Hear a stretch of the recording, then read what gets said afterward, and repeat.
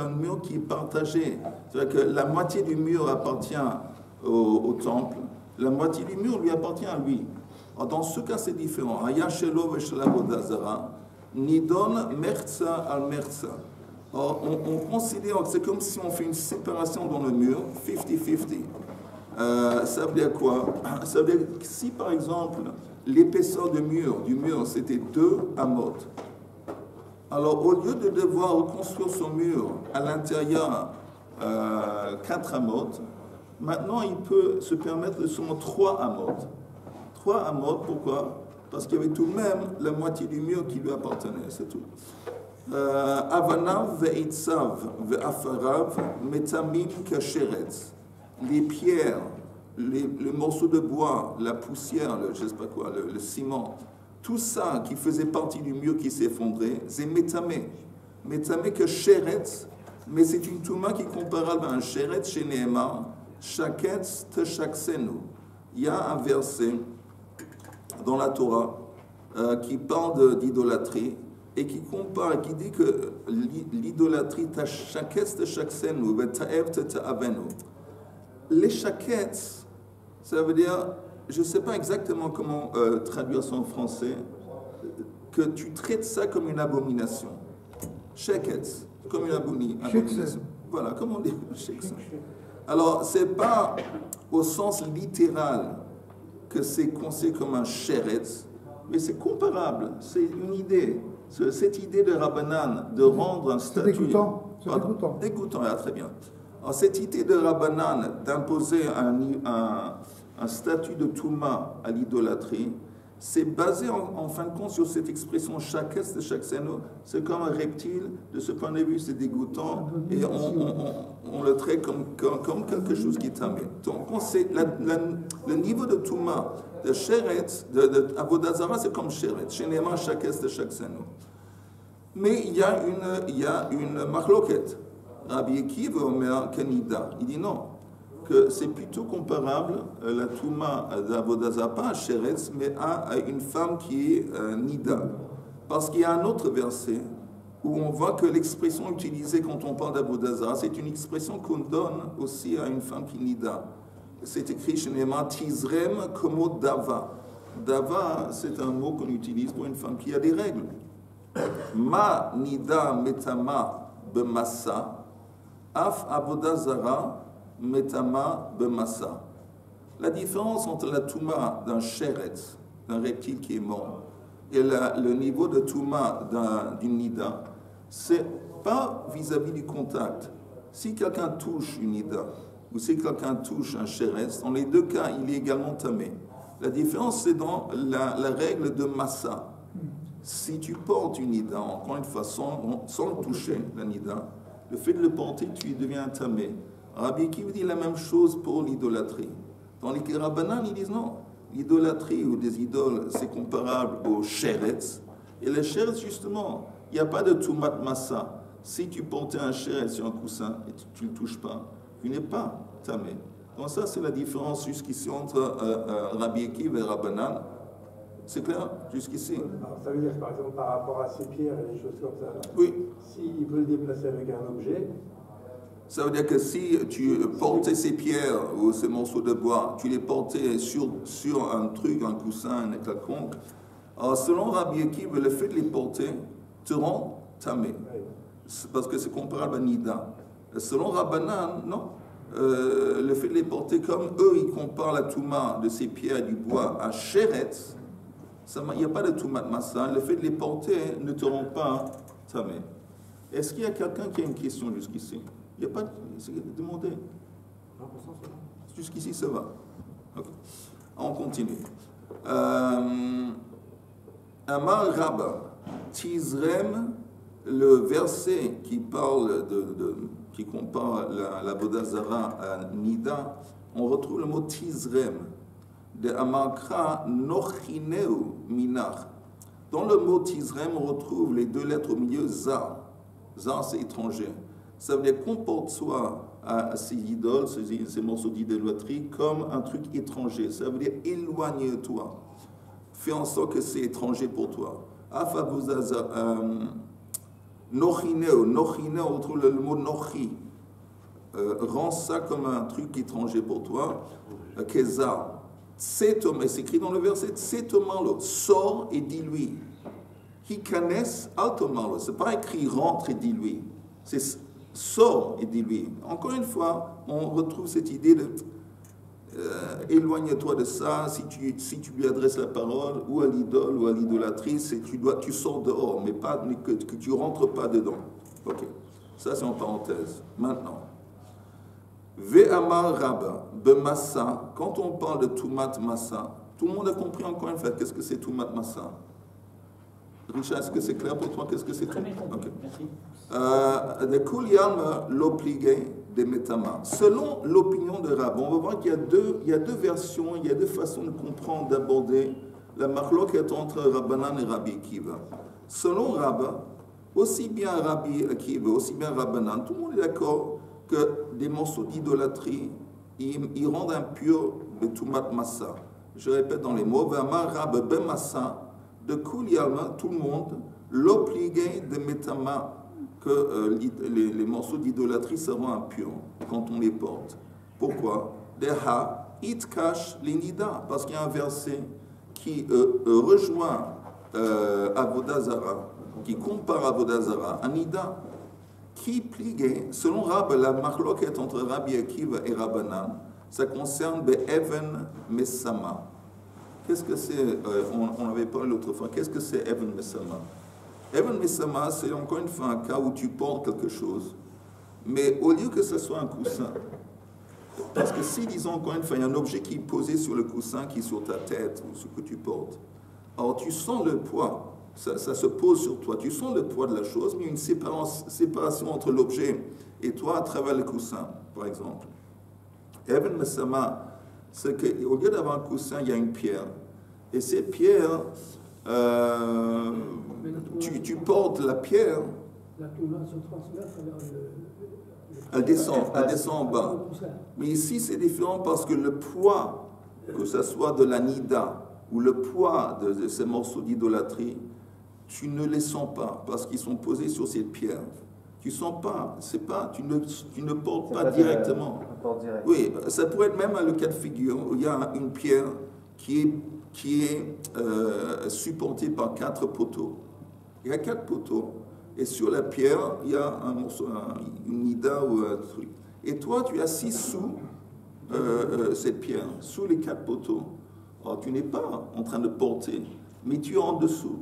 Le fait que ça s'appelle Even Mesama. Le fait que tu es en dessous de la Touma, en dépit du fait que tu ne le portes pas, que tu ne ressens pas le poids de la chose. C'est comme quelqu'un qui est à l'étage au-dessous.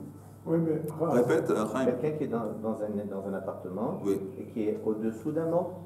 Que dans l'appartement de dessus, dans la même pièce, il y a un mort, oui, et lui, il se trouve dans la pièce de dessous. C'est pareil. Je ne sais pas, encore une fois, parce qu'on avait parlé d'appartement l'autre fois, je ne sais pas exactement comment ça marche l'appartement. Peut-être oui, peut-être non, je ne sais pas. Non, mais on peut prolonger la question sur une nida. Une nida qui Attends. Vous avez dit que la nida, elle est au-dessus de la pierre. Oui, elle est assise sur une pierre. Si on enlève la pierre, il y a avec la nida... Si on enlève la pierre, elle va tomber. Elle est assise. Qu'est-ce qu'il y a de toit? Non, il n'y a pas de toit. Le toit... Et la pierre repose sur quoi? J'ai dit, il y a une pierre qui est supportée par 4, disons 4 poteaux. 4 choses qui supportent, il y a comme un support qui tient la pierre. Il y a quelqu'un qui est en dessous de la pierre. Il est assis, il est debout dessous de la pierre. Et sur la pierre, il y a ou nida ou des morceaux d'idolâtrie ou quelque chose. Ça doit être un rocher, un grand rocher. Oui, une plaque de marbre. Une plaque, ça peut être une plaque. Alors, ça peut être, à la vérité, ça peut être faire un truc de bois aussi, une planche de bois. Ouais. L'idée est que le poids est posé sur la surface de cette plaque, de ce morceau de planche de bois, de cette pierre. En dessous, il y a quelqu'un qui est placé en dessous, mais il n'est pas en train de porter. Le fait qu'il est en dessous même, c'est une chouma, le fait même qu'il est en dessous sans porter, il devient tamé. Et si c'est seulement le nida qui est assis sur ce toit-là? Sans qu'il y ait quelqu'un en dessous. Ah, il y a quelqu'un en dessous. Ah, de quoi? On parle de ça. On parle de alors, ça. Ça, c'est le cas duquel on est en train de parler. Voilà, c'est là parce que vous allez vous dire la pierre plus la Je vais poser la même question. Si une femme qui est assise sur son sol, sur un prisma, et moi je suis en dessous, séparé par le plafond. Non, justement, je ne veux pas parler de plafond. C'est ce qu'on a dit. Je ne veux pas parler de plafond. C'est plus facile de parler de. Je ne sais pas exactement ce qui se passe. Apparemment, c'est un cas analogue. Apparemment, c'est pareil. Mais le cas dont on parle ici, qu'il y a l'anida, ou un morceau d'idolâtrie qui est posé sur quelque chose, que ça, ils ont une pierre. En dessous de la pierre, il y a une personne. Alors, on te dit, pas seulement il n'est pas en train en contact direct avec l'anida, il n'est même pas en train de la porter. Il est simplement en dessous. Et néanmoins, il est impliqué, il est tamé. Ça s'appelle Even Besama. Selon Rabbi, je répète, Rabbi dit, il y a une marloquette entre Rabbi Akiva, entre Rabbanan. Selon Rabbi, la marloquette. Shlomo, tu avais une question? Dans les appartements. Dans l'appartement, je ne sais pas. J'ai dit, je ne suis pas sûr quelle est je suis pas sûr quelle est la loi, la halakha dans un appartement, et c'est pour ça que je ne me fais pas. Je pose une question qui n'est pas exactement sur le sujet. Pas de problème.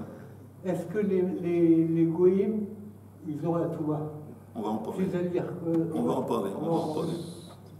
C'est-à-dire que les avions, ils peuvent voler au-dessus de cimetières goïms? Ah là, c'est différent. Tu parles déjà un cimetière de Goy.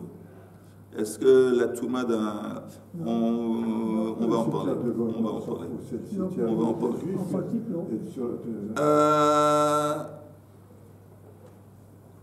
Selon Rab, la marloquette... Oui, vas-y. On a dit si on met une Avodah Zara sur cette pierre. Oui. C'est l'Avodah Zara elle-même ou bien des détritus, c'est pas des accessoires de la maison? Non, c'est Avodah Zara lui-même. C'est pas des meshamsheh, c'est pas des accessoires. Donc pas comme on avait parlé jusqu'à présent, que Massa, les pierres qui sont du mur, etc.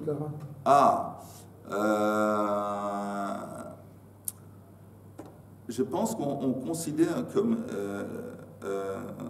ouais, c'est une bonne question.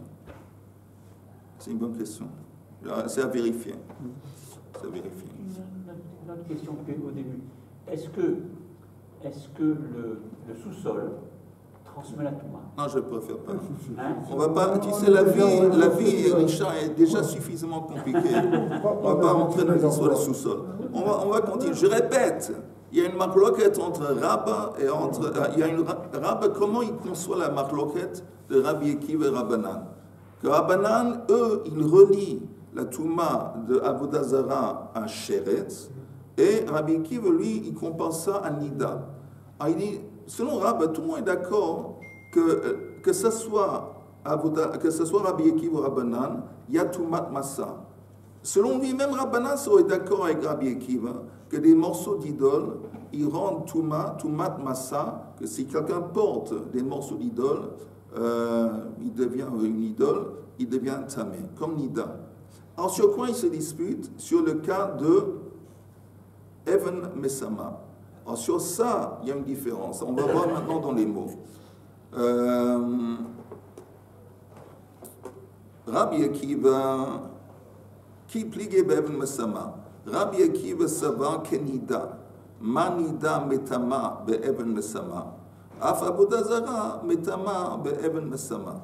Donc Rabbi Akiva dit, écoute, quand je compare une idole à une nida, c'est jusqu'à fond. C'est quoi jusqu'à fond? Même Even Mesama, parce qu'on sait que nida, il y a Even Mesama, la même chose s'appliquerait donc à une idole. Rabbanan savri que Sheretz. Ma Sheretz lo metame be Even Mesama. Af Avodah Zara lo metama be Even Mesama. Ok, ça c'est la façon que conçoit la marloque de Rabbi Akiva Rabbanan, Rabba. T'as compris Even Mesama, Chaim? C'est pas Mesama, c'est la... Even, tu entends, Chaim, c'est cette histoire de pierre. Even Mesama, c'est quelque chose qui est posé sur une pierre, il y a quelqu'un qui est en dessous de la pierre. On dit le fait qu'il est en dessous, il devient tamé. C'est ça, Even Mesama. Ok. Les Rabbi Akiva, maintenant la Gemara demande, mais pour Rabbi Akiva, qui compare une idole à Nida. Mais Rabbi Akiva aussi doit accepter qu'il y a un autre verset qui compare la Vodazara à Sheretz. Chaque est, chaque scène. Qu'est-ce que Rabbi Akiva va faire de cette comparaison? Le Rabbi Akiva, le Maï Hilchata, Itkash le Sheretz. Quelle est la signification qu'il y a un verset tout de même qui compare Vodazara à Sheretz? Pour Rabbi Akiva, est-ce qu'on compare à Nida? Le Mesham Shea. Pour Rabbi Akiva, quand on compare Avodazara à Sheretz, qui a un niveau de Touma inférieur, c'est seulement vis-à-vis des accessoires. Les accessoires, ce n'est pas l'idole elle-même, c'est des accessoires. Je ne sais pas exactement qu'est-ce que c'est des accessoires. Disons, je ne sais pas, une idole, et puis sur l'idole, on met un habit. L'habit, c'est un accessoire. Alors ça, c'est comme les accessoires, ils ont une Touma de Sheretz. Les Rabbanan, qui comparent Avodazara à Sheretz, qu'est-ce qu'ils vont faire la comparaison à Nida? Les Rabbanan, le Maï Hilchat Itkash le Nida, les Massa. Ils disent c'est comparable à Nida pour Massa. De la même façon que Nida, il y a Toumat Massa. Pour Rabbanan, idole, aussi il y a Toumat Massa. Aussi. C'est simplement pas comparable à Nida pour Rabbanan vis-à-vis de Even Messama. Mais pour Avodazara, oui. Ok? Jusqu'ici, arrêtez s'il y a quelque chose qui est flou. Demandez, n'hésitez pas de demander s'il y a quelque chose qui est flou. Maintenant, la Gemara demande Velukshe Rachmana le Neveila. Pourquoi pas comparer pour Rabbanan l'idole, au lieu de comparer l'idole à Nida pour Rabbanan, qui y a Toumat Massa, mais en même temps c'est comparable à Sheretz, où il n'y a pas de Even Massama. Au lieu de faire ça, compare, c'est une suggestion qu'on fait à Rabbanan, compare la Vodazara à Neveila. Parce que Neveila, justement, ça a Toumat Massa, mais ça n'a pas Even Massama. Or là, c'est boule. Tu n'as pas besoin maintenant de comparer à deux choses, la Vodazara. Je répète, pour les Rabbanan, ils disent, on compare une idole à une Nida vis-à-vis de Massa, de portée. Mais en attendant, vis-à-vis de Even Messama, on compare l'idole à Sheretz. Or, ils utilisent deux comparaisons en fin de compte. Alors la Gemara dit, au lieu de faire ça, compare la Vodazara à Neveila. Neveila, c'est un animal mort qui n'a pas subi Shrita, un animal mort. Maintenant, l'animal mort, justement, elle a les deux qualités, les deux caractéristiques que Rabbanan attribue à Vodazara. Et il y a Toumat Massa pour une Neveila, et il n'y a pas Even Messama. Donc c'est pile.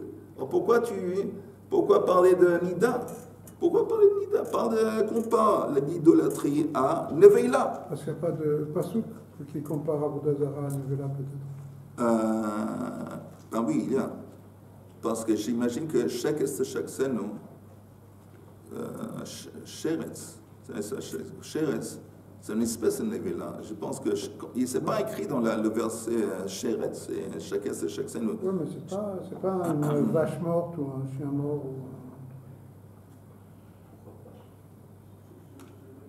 Regardez, bon, il me semble qu'il se base sur le même verset de chaque scène. Regardez juste le Rashi.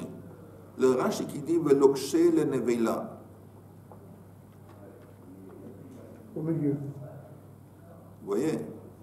Velokshe le Neveila, le Rashi. De Itba, parce que la Neveila, elle a Massa, elle a Toumat Massa. Veleitba, elle n'a pas Even Messama. Donc c'est l'idéal, c'est une comparaison idéale. Vehari Adif, et c'est préférable de comparer ça à de tout. L'autre, c'est le Akusha, le Sheretz, le Ma'ut et Even Messama. Parce que comme ça, ils n'ont pas besoin aussi, à part Nida, aussi comparer ça à Sheretz, qui n'a pas de Even Messama. Mais ils utilisent deux comparaisons. Ils utilisent une comparaison pour Rabbanan à Neveila, et voilà, et Shalom en Israël. On retourne à la Gemara. La Gemara dit, oui, c'est vrai qu'on aurait pu faire ça. Mais néanmoins, il voulait arriver à la manida et na leivarin, af abodazara et na leivarin. Si Rabbanan, vous entendez, s'était contenté de la comparaison entre abodazara et nevela, ils auraient loupé un autre enseignement. C'est quoi un autre enseignement? Que nida, si on coupe une nida, j'espère qu'elle est morte déjà, mais si on la coupe en petits morceaux, les petits morceaux, les membres du corps du nida, il n'y a pas de tumat massa. L'idée de tumat massa, c'est seulement quand le corps il est entier. Très bien. Et Rabbanan veut dire que la même chose s'applique aussi à Avodazara. Si on a une idole qui a été démontée, disons elle a été brisée, les morceaux de l'idole, il n'y a pas de Even Musama. Il n'y a pas de massa. Il n'y a pas de massa. Donc cet enseignement, on ne pourrait pas apparemment l'apprendre de Neveila. Et c'est pour ça qu'il y a un avantage de comparer l'idolâtrie d'un côté à Sheretz et de l'autre côté à Sheretz qui n'a pas de Even Mesama, et en même temps de le comparer à Nida, parce que de Nida, la comparaison de Nida, on tire deux enseignements, qu'il y a Tumat Massa, en plus qu'il n'y a pas Ivarim, il n'y a pas, cette Tumat ne s'applique pas si la voda de l'idole est brisée ou coupée en petits morceaux. Encore une fois, s'il y a une question, demandez, n'hésitez pas. Qu'est-ce qu'on dit? Eina Paishan Lomed. Chazal, ils disent en Pirkei Avot que celui qui est dans la honte ne va pas apprendre. Parce que comme il est dans... Je ne vais pas demander une question, j'ai peur que je dévoile à tout le monde que je ne comprends pas. Alors je ne dis rien. Attends, il ne va pas apprendre parce qu'il a des questions à demander, il ne les demande pas, il ne va pas recevoir la réponse. Mais alors pourquoi cette différence finalement entre ce qu'on a dit au départ, au sujet du mur qui s'effondre, et que l'ensemble des parties de ce mur est Touma, et donc je ne peux pas le transporter, je ne peux pas l'utiliser. Et là, on dit qu'une femme nida, bon, on apprend ça, un exemple théorique, une femme nida qui est découpée en morceaux, et une idole qui est cassée, qui ne représente plus rien. En tout cas, l'objet de l'idole a disparu, puisque une partie de cette idole a disparu, et donc il n'y a plus de Touma. Je ne vois pas le lien entre les deux. Non. Si tu compares l'idolâtrie ou un morceau d'idole à une nida, du point de vue que on avait dit avant qu'il y avait Tumat Massa, que si tu portes sans toucher, tu portes une nida, tu deviens tamé. Et si tu portes un truc, une idole aussi, la même chose. Maintenant, il y a une autre comparaison, que si on ne parle pas du nida, un membre du corps de la nida que tu portes, alors il n'y a pas de tumat massa. Le fait de le porter et de ne pas le toucher ne te rend pas tamé. Et la même chose s'appliquerait à un morceau d'idole qui a été découpé. Par exemple, si on dit que le mur, disons que son trait en tant que, quand ça faisait partie d'un temple, c'est un morceau d'idolâtrie. Alors, ces morceaux, ou que disons d'idole, alors la même chose, le fait de les porter sans les toucher, ça ne va pas te rendre tamé parce que c'est comparable à un nida. Mais en soi, il est tamé. Non, il n'est pas tamé. Ah, si tu le touches directement, oui, ça tout le monde est d'accord. Si tu le touches directement, tu es tamé. Et encore une fois, juste souligner, c'est la toucher une idole qui te rend tamé, c'est des rabbanan. Tandis que toucher une femme nida, ou un sheretz, une neveila, ça c'est une touma de oraita. Tu peux toucher Risha, pas sans problème. Au contraire, là, il est kadosh Risha. Alors, si tu touches, ça veut dire tu vas l'impact opposé, tu vas te sanctifier. Dénaturée. Une idole dénaturée. Attends, tu avais une question. J'avais la même question. Ah, la même question. C'est clair maintenant? Ok, alors c'est comme ça qu'ils font. Alors, ils cachent les chaises de Meshamshem.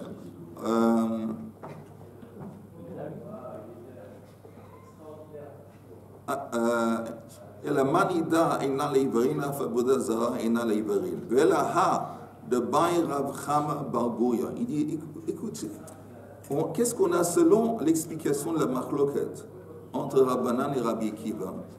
on a une question, parce que quelque part dans la Gemara, il y a un sage, Rav Chama bar Guria, qui demande Hadebai Rav Chama bar Guria, Avodah Zara, Yeshna le'Ivarin ou Eina le'Ivarin. Lui, il demande que, est-ce que Avodah Zara, elle est impliquée par Ivarim, est-ce qu'elle a Tumat Ivarim ou pas? Ça veut dire que des morceaux d'idole, est-ce que ça rend impur ou pas? Ça serait la question qu'il demande. Alors la Gemara demande, c'est bizarre parce qu'il demande ces questions, parce que selon l'explication de rabbin, tout le monde serait d'accord apparemment, ou je ne sais pas, au moins Rabbanan. Tifshot le meha répète que dès les Rabbanan, Eina leivarin. Pourquoi il demande la question qui n'a pas été répondue? Selon l'explication de rabbin, Rabbanan serait d'accord qu'il n'y a pas de Tumat Ivarin les Avodah Zara. Donc, encore une fois, selon l'explication de rabbin, que eux ils sont d'accord, Rabbanan, qu'un morceau, une idole qui a été cassée en morceaux, les morceaux ne vont pas rendre un type impur qui le porte sans toucher. Comment ça se fait que cette question a été demandée quelque part et qu'on n'a pas cité ici Rabbanan pour dire tiens, tu as une réponse? Et la réponse est Rav Chama bar Guria alib de Rabbi Akiva baina. Quand lui il a demandé la question, il savait que Rabbanan était de l'opinion qu'il y a Tumat, il n'y a pas de Ivarin. Il savait selon Rabbanan, mais lui il demandait la question vis-à-vis de Rabbi Akiva. Selon Rabbi Akiva qui compare aussi Avodah Zara et Nida, est-ce qu'il y a Tumat et Ivarin, est-ce qu'il y a Ivarin ou pas? Ça, c'était sa question. Il sait que Rabbanan disent qu'il n'y a pas. Il voulait savoir pour Rabbi Akiva parce que ce n'est pas clair. Voilà. Maintenant, on est arrivé jusqu'à un point. Maintenant, on va voir jusqu'ici.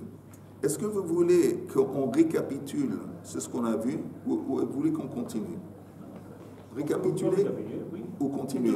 C'est toujours en plus, c'est toujours intéressant. De récapituler. Absolument. Mais je vais récapituler en dehors. Vous voulez qu'on récapitule dans le texte? Qu'est-ce que tu préfères? Non, en dehors. En dehors. Il y a en dehors, il y a une marloquette. Comment, vis-à-vis de la Touma des Rabbanan d'idolâtrie. Il y a deux versets dans le Tanakh, un dans la Torah, un dans le Navi. Un verset qui compare l'idolâtrie à un chéretz. Et Rabbanan prennent cette piste, apparemment. Et une autre comparaison dans un verset dans la Torah qui compare l'idolâtrie à une femme nida. Ok? Femme nida. Ça, ce serait plutôt dans le prophète. Et c'est Rabbi Akiva qui se base sur ça. Maintenant, selon Rabbin, tout le monde, aussi bien Rabbi Akiva que Rabbanan, est d'accord qu'en ce qui concerne Tumat Massa, porter, que ce soit une nida ou que ce soit une idole, tu deviens, si tu le portes, tu deviens tamé, le fait de les porter, même si tu ne le touches pas. Ça s'applique également à Rabbanan et Rabbi Akiva. Où est-ce qu'ils se disputent? Quel est le point de marloquette entre les deux? Le point de marloquette, c'est uniquement, selon Rabbin, vis-à-vis de Even Messama. Selon Rabbi Akiva qui compare à fond l'idolâtrie à une nida, de la même façon que nida, oui, elle a un concept de Even Messama, que si une nida est assise sur une pierre, disons, une planche de bois, et quelqu'un est en dessous, sans le porter, le fait d'être en dessous, il est tamé. Pour Rabbi Akiva, comparable à nida à fond, ça veut dire que même une idole, elle est même la touma de Even Messama. Mais pour Rabbanan, non. Que l'idole est comparable à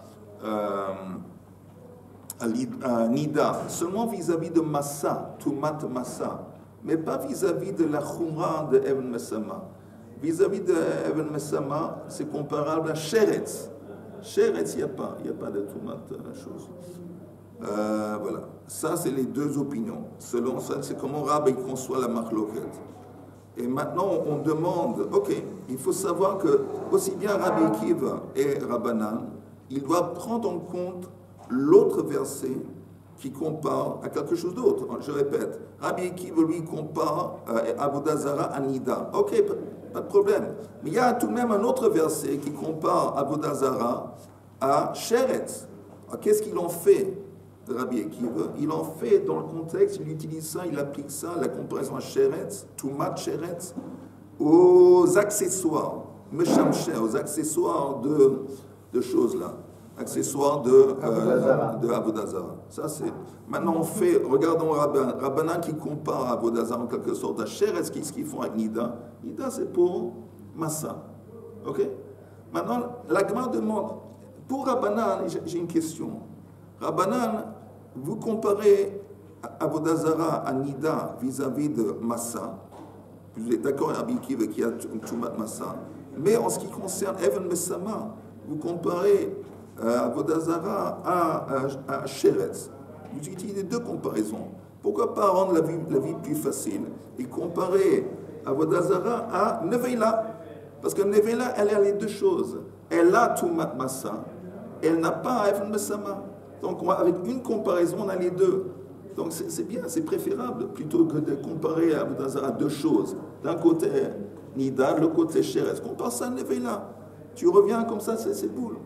Une comparaison. Et la Gemara dit non, parce qu'il y a un enseignement en plus qu'on tire de Nida quand tu compares ça à Nida. C'est Evarim. Evarim, on veut dire que de la même façon que quand on parle d'une femme Nida, s'il y avait un membre de corps, la Nida, ça s'appelle Evarim, un membre, il n'y a pas de Tumat Massa. Pareil pour l'idole. Pareil pour l'idole. Si ça a été démonté, l'idole, il n'y a pas de Tumat Massa. C'est pour ça qu'on compare ça à ça. Et puis après, on demande, ça c'est secondaire, il y a une question qui est demandée dans la Gemara quelque part. Est-ce que Avodah Zarah est là Tumat Ivarin ou pas? Est-ce qu'elle transmet la Touma quand on la porte ou pas? Et la Gemara demande pourquoi, en fin de compte, cette question a été demandée. On voit ici, selon Rabbin, que Rabbanan sont d'accord qu'il n'y a pas. On dit qu'ils savent, il sait, celui qui a demandé la question, il sait, il connaît l'opinion de Rabbanan, mais il demande vis-à-vis de Rabbi Akiva. Parce que pour Rabbi Akiva qui compare l'idolâtrie à Nida, est-ce que ça veut dire à fond, même vis-à-vis des membres, quand c'est réduit à des morceaux, est-ce qu'il y a aussi, est-ce que oui ou non, il demande la question vis-à-vis de Rabbi Akiva. Ok, on est arrivé jusque-là. Et la réponse? La réponse, non, on ne sait pas. On ne sait pas quelle est la prise de position de Rabbi Akiva vis-à-vis de Evarim, vis-à-vis d'une idole. Une idole, si ça, on ne sait pas. Oui. D'accord. Even Mesama, c'est une xéra sur une xéra, non? Pourquoi c'est une xéra sur une xéra? Non, c'est pas une xéra. Déjà Massa, c'est pas une xéra? Non, c'est une khumra. C'est une khumra. Non, appelle ça comme tu veux. Khumra. Non, c'est deux choses différentes. C'est pas une xéra, c'est une khumra. Khumra, mais khumra, ça implique quelque chose dans la halakha. Tu es impur, pas une khumra. Non. Les gens ils font khumra. Non? Je n'ai pas très bien compris. Bon. Messieurs, dames, c'était un plaisir inouï.